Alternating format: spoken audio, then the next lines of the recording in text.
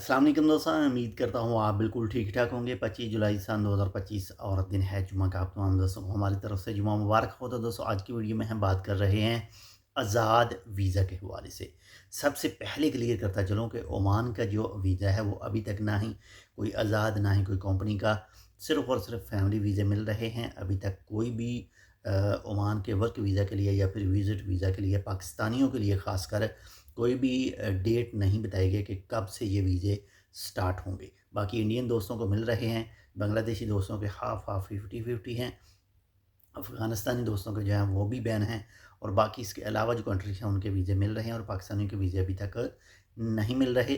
Final कोई भी date नहीं बताई गई। तो आज की वीडियो में हम मिक्स जो आज़ाद वीज़ा है उसके बारे में बात करेंगे, अमान के हवाले से, इसके साथ में कतर के हवाले से, इसके साथ में ही बहरीन के हवाले से। तो सबसे जो पहली बात है कि ओमान के अंदर अगर आज़ाद वीज़ा की बात करें तो कोई आज़ाद वीज़ा है ही नहीं।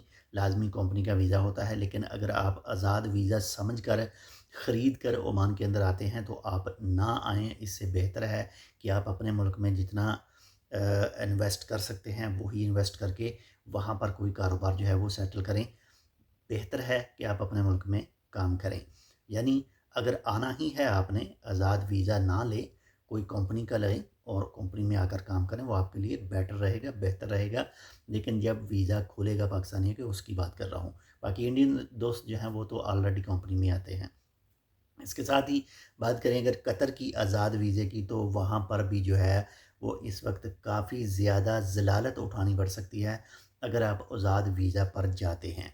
यानी अगर आपकी काफ़ी ज़्यादा सलाम दुआ मौजूद है कतर के अंदर, तो फिर थोड़ा सा चांस, यानी 100 में से 10% चांस है कि आपको वहाँ पर जो है वो ज़लील नहीं होना पड़ेगा, और आपको थोड़ा बहुत जो है वो काम मिल जाएगा। लेकिन आज़ाद वीज़ा के ऊपर बहुत सारी मुश्किलात हैं जो सामने आपको आ सकती हैं, आपको फेस करनी पड़ सकती हैं।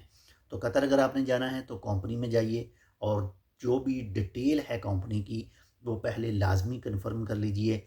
सैलरी वगैरह के हवाले से, खान पीन के हवाले से, मेडिकल के हवाले से, एकोमोडेशन के हवाले से यानी रहाइश के हवाले से, तमाम चीज़ें फ़ाइनल करने के बाद में ही आप कंपनी का वीज़ा लीजिए, ताकि आपको बाद में कोई भी परेशानी का सामना ना करना पड़े।